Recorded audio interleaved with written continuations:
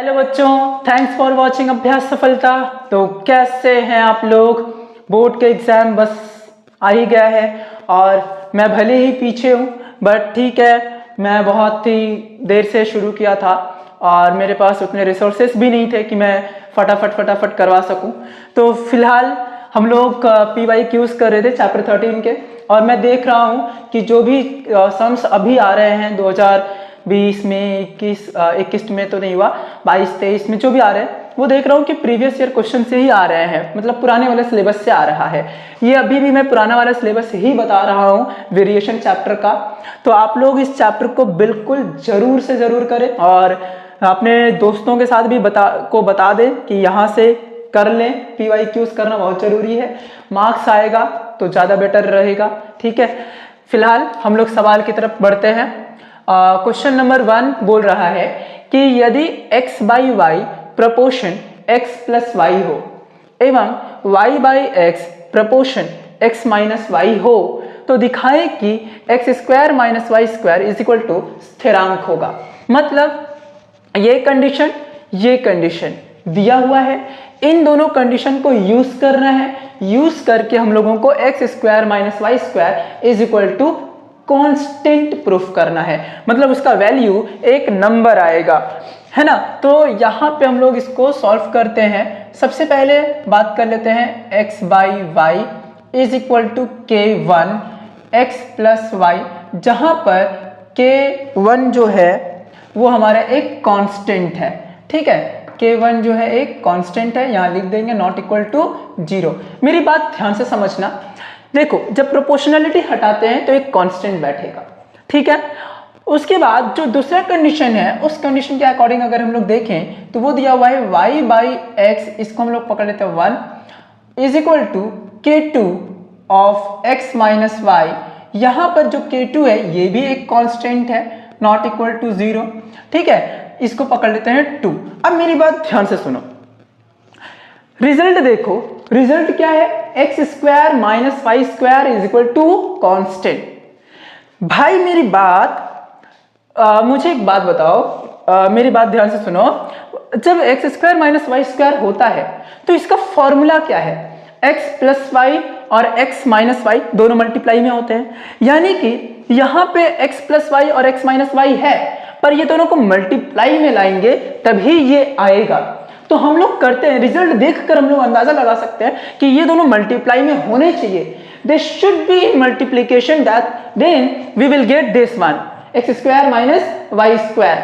ठीक है, तो हम लोग करते क्या है, 1 इंटू 2, 1 और 2 को मल्टीप्लाई कर देते हैं। तो 1 और 2 को जब मल्टीप्लाई करेंगे तो आएगा k1 x plus Y into k2 into k2, है ना, x minus Y is equal to 1 कितना है भाई, x बाई वाई इंटू 2 कितना है भाई, y बाई x, है ना। तो x x कट गया, y से y कट गया, क्या बचा, 1 बचा। अब देखो ये दोनों तो मल्टीप्लाई में है, यानी कि मैं इसको ऐसे लिख सकता हूं k1 k2 और X square minus Y square is equal to 1।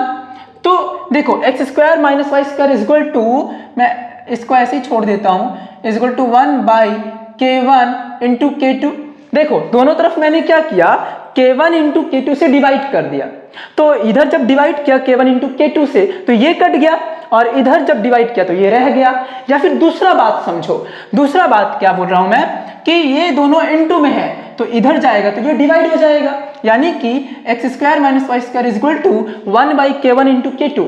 k1 और k2 ऑलरेडी एक कांस्टेंट है बाई, और ये जो 1 है अपर में, मतलब अपर पार्ट में, जो जिसको अंश बोलते हैं, है ना, न्यूमरेटर, ये जो 1 है ये भी एक कांस्टेंट है।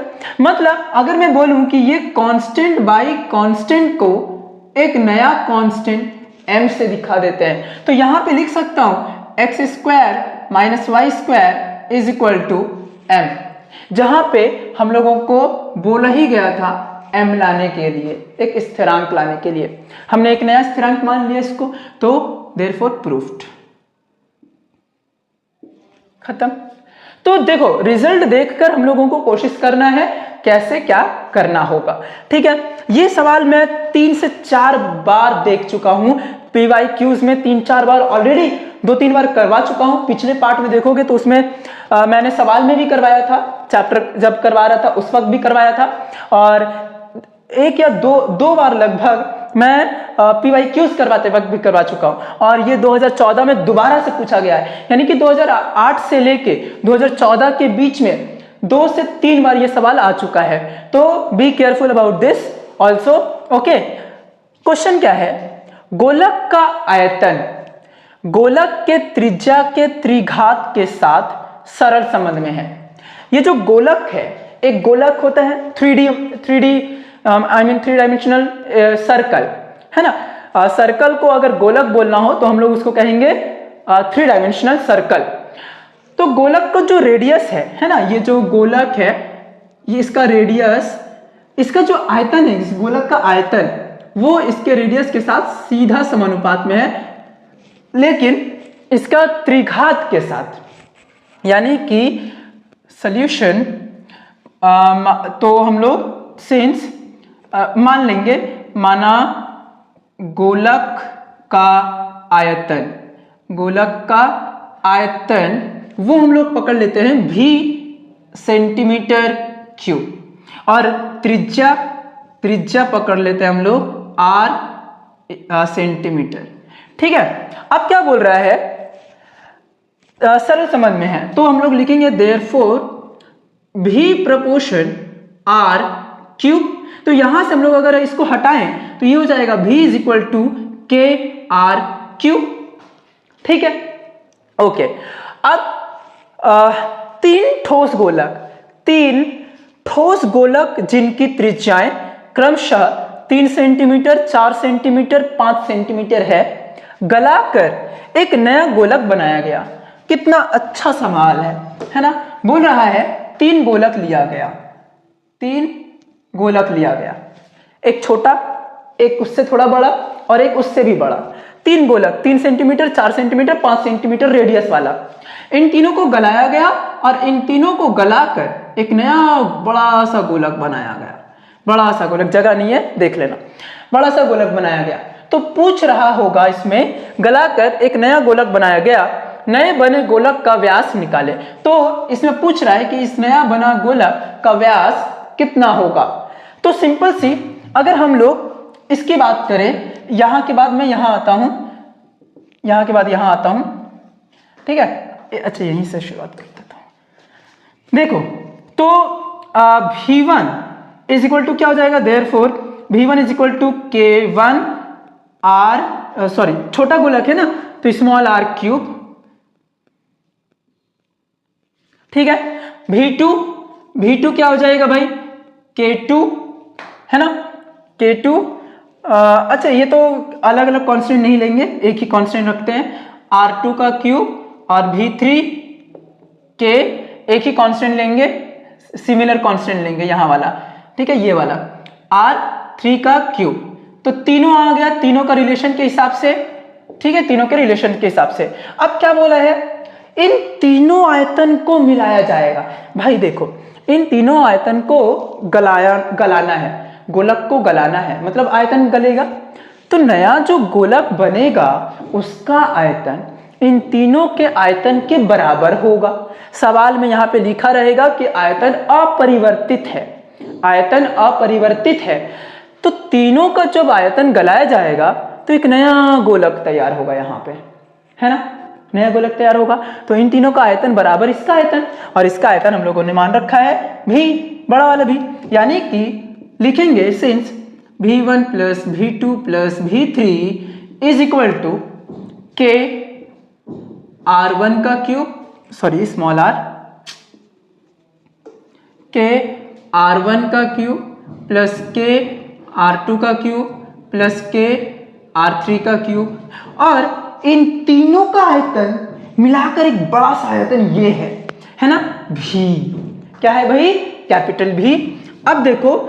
अब देखो तीनों से K कांस्टेंट कॉमन आ गया, अंदर में बचा क्या, R1 का क्यूब। R1 कितना है भाई, R1 का वैल्यू है यहाँ पे लिख लेंगे। इसके बाद सिंस ये पोर्शन 1, ठीक है, ये पोर्शन 1 और ये पोर्शन 2 रहेगा, उसके बाद ये पोर्शन 3 करेंगे, ठीक है, पहले ये कर लेंगे।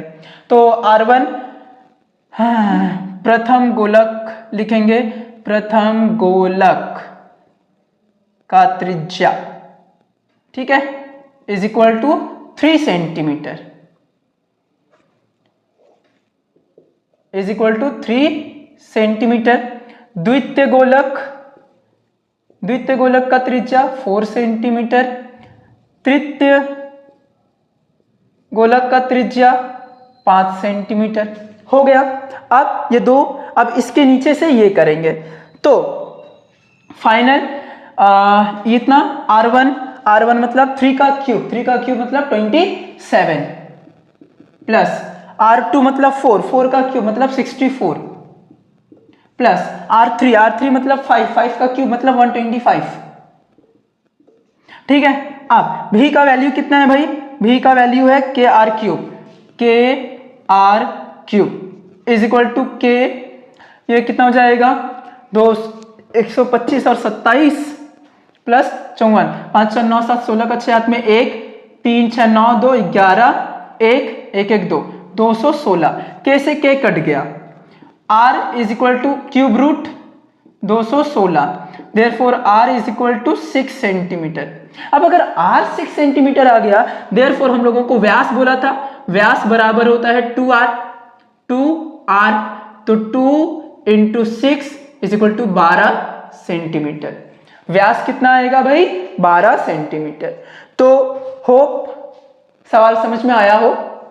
नहीं समझ में आ रहा है सवाल तो एक बार फिर से रिप्ले कर ले, और अगर उस वक्त भी नहीं समझ में आ रहा है तो कमेंट करें, मैं फिर से इसको समझाने की कोशिश करूंगा और अगली बार और अच्छे से समझाने की कोशिश करूंगा, ठीक है। इसको नोट कर लें। तो बढ़ते हैं अगले सवाल की तरफ। अगला है 2015 क्वेश्चन नंबर 3, ठीक है। तो 2015 में जो सवाल पूछा गया है, बोल रहा है कि यदि a प्लस बी समानुपात a माइनस बी हो तो दिखाएं कि a square plus B square समानुपात ए बी होगा, ठीक है। मैं फिर से कह रहा हूं भाई कि ये सारे के सारे क्वेश्चंस अच्छे से प्रैक्टिस कर लो। मैं जहां तक करवा रहा हूं वहां तक अच्छे से प्रैक्टिस कर लो। ज्यादा मिनट का वीडियोस नहीं है, 30-35 मिनट का वीडियो है भाई, एक दिन में आराम से देखा जा सकता है। एक दिन में लगभग 3 से 4 वीडियो आराम से देख सकते हो, कंप्लीट कर लो। मार्क्स यहाँ देखो, यहाँ से लगभग 4 से 5 मार्क्स का सवाल आता है इस चैप्टर से, आराम से 4 से 5 मार्क्स उठा लेगा, है ना। जब तुम लोग उठा लेगो तो भाई सिंपल सी बात है, मार्क्स अच्छा आ ही जाएगा। तो अब बोलोगे कि नहीं मैं क्यों उठाऊंगा, तो आपको मैं बता दूं कि एक मार्क्स जुड़कर ही 90 मार्क्स बनता है, ठीक है। आप बोलोगे कि नहीं छोड़ो ना, 2-3 मार्क्स के लिए आप क्या मेहनत करना, मत करो, फिर सिंपल नहीं करोगे भाई फंस जाओगे, इसीलिए कर लो, ठीक है। देखो बोल रहा है तो इतना प्रोपोर्शन इतना है, तो हम लोगों को a square plus B square proportion a b दिखाना है। रिजल्ट के मुताबिक अगर बात करें तो देखा जाए तो इन लोगों का होल स्क्वायर थोड़ा सा आ रहा है। जहां पे होल स्क्वायर में 2ab होता है, वहीं पर 2 कांस्टेंट हट के प्रोपोर्शन बैठा हुआ है। एक तरह से 2 कांस्टेंट हट के प्रोपोर्शन बैठा हुआ है, यानी कि वही फॉर्मूला पे बैठेगा। सिंपल, रिजल्ट देखो आंसर लिखो, रिजल्ट देखो और आंसर लिखो। तो दिया हुआ है a plus B by a minus B is equal to k, ठीक है, जहां पर k नॉट इक्वल टू 0 हो जाएगा। मैंने डायरेक्ट कर दिया, ठीक है। अब मैं क्या करता हूं, स्क्वायर का फॉर्मूला में बैठेगा, यानी कि दोनों तरफ स्क्वायर कर देते हैं, तो लिखेंगे दोनों तरफ वर्ग करने पर, वो आप लोग लिखोगे, मैं नहीं लिखने वाला। a plus B by a minus b का whole square is equal to k square. तो a प्लस बी का होल स्क्वायर क्या हो जाएगा, a square plus B square plus 2ab। वहीं अगर मैं a माइनस बी का होल स्क्वायर की बात करूं तो a square plus B square minus 2ab is equal to k square. अब हम लोग ऊपर नीचे जोड़ घटाओ गुणा भाग वाला प्रोसेस अपनाएंगे, तो क्या हो जाएगा भाई, a square plus B square plus 2ab plus a square plus B square minus 2ab by में a square plus B square plus 2ab minus A square minus B square plus 2ab। ठीक है, यहां पे देखो minus 2ab plus 2ab cut गया, यहां पे minus B square minus A square और प्लस ए स्क्वायर कट गया, तो बचा क्या भाई, इज इक्वल टू इधर भी कर देंगे k square plus 1 by k square minus 1। यहां पे बचेगा क्या, a square 2a square plus B square 2b square by 2ab plus 2ab 4ab is equal to, इसको मैं एक नया कांस्टेंट से दिखा देता हूं, इस कांस्टेंट का नाम रख देता हूं माध्यमिक m से माध्यमिक, ठीक है, m रख देता हूं।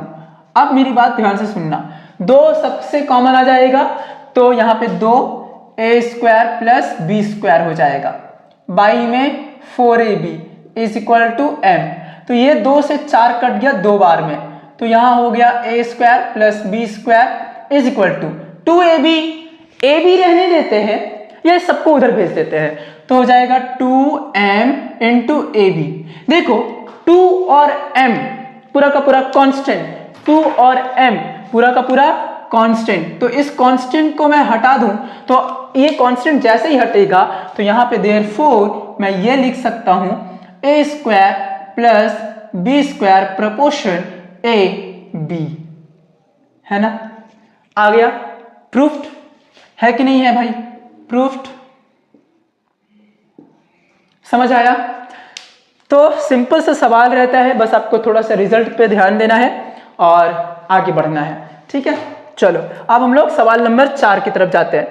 बोल रहा है y दो चर राशि के योग के बराबर है, y जो है दो चर राशि के योग के बराबर है, यानी कि मैं लिख सकता हूं इसको y is equal to a plus B, दो चर राशि के योग के बराबर है, ठीक है। एक भाग x के साथ सीधा एवं दूसरा भाग विलोमानुपातिक है, यानी कि अगर मैं बोलूं तो a प्रपोर्शन x है और b प्रपोर्शन 1/x है, अकॉर्डिंग टू प्रॉब्लम।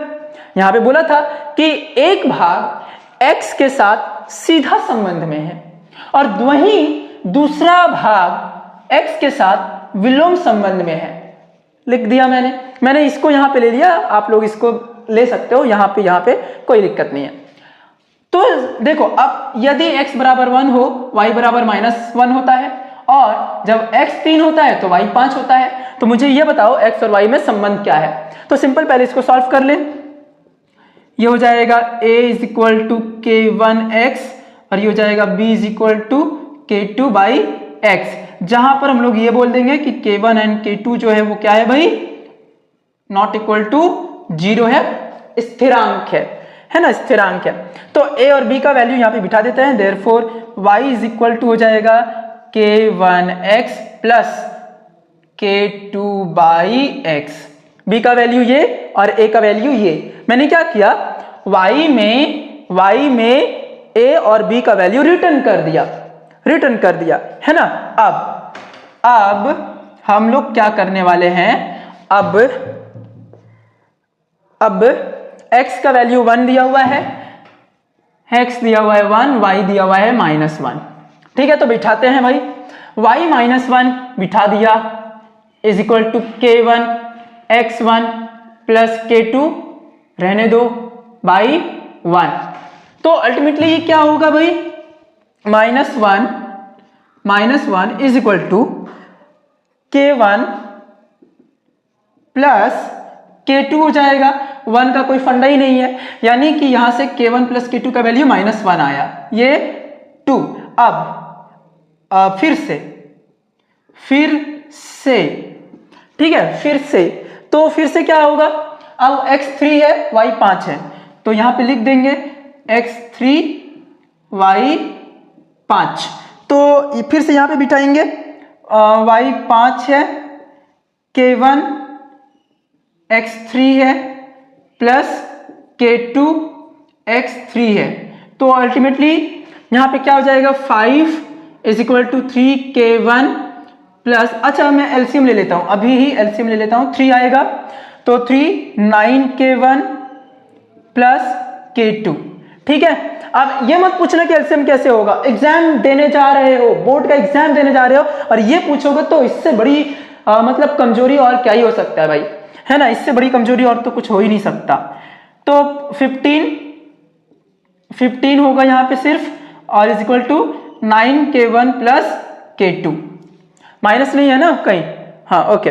तो ये 3, अब k1 और k2 का वैल्यू निकालेंगे, तो k1 plus k2 is equal to -1 और 9k1 plus k2 is equal to 15, minus minus minus, तो ये कट गए, k1 k2 कट गए, प्लस माइनस में था, -8k1 बचा, होगा या नहीं, -9k1 plus 1k1 -8k1 is equal to -16, minus minus cut गया, 8 से ये 16 दो बार में, therefore k1 is equal to 2। k2 निकाल लेते हैं, तो k2 किसी भी इक्वेशन में या तो 2 या 3 में बिठाओ, k2 निकाल लो, तो लिखेंगे k1 का मान समीकरण 1 में रखने पर। ठीक है, तो k1 का मान कितना है भाई 2 plus k2 is equal to -1, तो k2 is equal to -1 -2 -3, k2 आ गया -3। अब ये जो आप देख रहे हो है ना, ये ध्यान से देखना, यही बताएगा x और y में संबंध, यही बताएगा x और y में संबंध। तो यहां पे हम लोग लिखेंगे y is equal to k1 2x plus k2 -3 by x, तो ultimately y is equal to 2x -3 by x, यही है आंसर, यही है रिलेशन। क्या है भाई, y is equal to 2x -3 by x, है ना। तो ये तो होप समझ में आया होगा। मैं अगर आपको डाउट होगा तो प्लीज कमेंट करें, आप चाहो तो व्हाट्सएप ग्रुप का लिंक दिया हुआ है, उस लिंक में जुड़कर सवाल को, डाउट को क्लियर भी कर सकते हो, कमेंट भी कर सकते हो, मैं कमेंट में भी जवाब दे सकता हूं। ठीक है, तो बढ़ते हैं अगले सवाल की तरफ। आपको यहां पे 2 सम्स दिख रहे हैं, एक सम्स आपके लिए है और एक सम्स मेरे लिए है। ये सम्स 2015 का ही है, एमसीक्यू में पूछा गया था। बोल रहा है कि यदि a प्रोपोर्शन 1/b² हो तो इसमें से कौन सा ऑप्शन सटीक है। ये करने से आपका थोड़ा सोचने का थिंकिंग बढ़ेगा, बहुत ही इजी है, बस थोड़ा सा सोचने का तरीका पे ध्यान देना है। ठीक है, आप अगर करते हो तो कमेंट में ऑप्शन जरूर लिख देना कि क्वेश्चन नंबर 5 का आंसर ये वाला होगा। प्लीज जरूर बताएं कि क्या आंसर होगा, मैं आपका वेट करूंगा एकदम। ठीक है, क्वेश्चन नंबर 6 2016 से है और इस वीडियो का लास्ट सम्स यही है। इसके बाद 2016 में और भी 1-2 सम्स होंगे तो उसको आगे वाले वीडियो में बता दूंगा मैं। ठीक है, और आप बोलोगे कि टाइम तो अब है नहीं, तो एक्चुअली मेरे पास भी उतना मतलब ये नहीं है कि मैं थोड़ा सा जल्दी से करवा सकूं। मैं जितना हो पा रहा है मैं उतना ही करवा पा रहा हूं। मेरा फोन का स्पेस प्रॉब्लम भी है, आप लोगों को पता ही होगा, पहले से ही है, तो ज़्यादा देर तक मैं वीडियो शूट भी नहीं करता। 40-45 मिनट से ज़्यादा जाता है, उससे ज़्यादा मैं नहीं कर पाता हूँ। फिर फ़ोन मतलब डैमेज हो जाता, मतलब वर्क ही नहीं करता, इस वजह से मुझे कम शूट करना पड़ता है। इसके लिए मैं एक्सट्रीमली सॉरी कह रहा हूँ आपसे। मैं रिक्वेस्ट कर रहा हूँ कि वीडियो देखो, अच्छा लग रहा हो तो शेयर भी करो, लेकिन थोड़ा सा एडजस्ट करते हैं। आपको अगर चाहिए पूरा सवाल तो मैं एक काम करूँगा, PDF अगर आपको चाहिए होगा तब, ऐसे तो मैं कुछ नहीं कर सकता। अगर आपको चाहिए होगा तो मैं पूरा PDF में लिख कर जैसे भी होगा ये लिंक दे दूंगा आपको, आप लोग कर सकते हो फिर। ठीक है, लेकिन उसके लिए आपको बोलना पड़ेगा कि हाँ मुझे चाहिए। ठीक है, तो देखो x³ - 1/y³ proportion x³ + 1/y³ हो तो दिखाएं कि x प्रपोर्शन 1/y। ये देकर देखो, क्यूब पावर देकर हमें डराया गया है, हमें डराया गया है, पर डरना नहीं है, पर डरना नहीं है।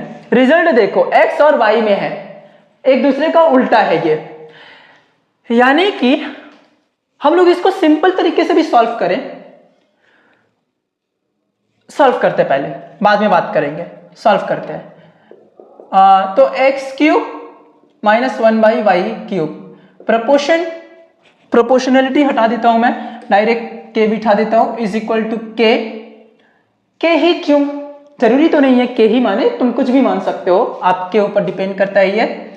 x cube positive 1/y cube, तो इसको मैं इधर ले आता हूं, हो जाएगा x cube minus 1/y cube by x cube positive 1/y cube is equal to k।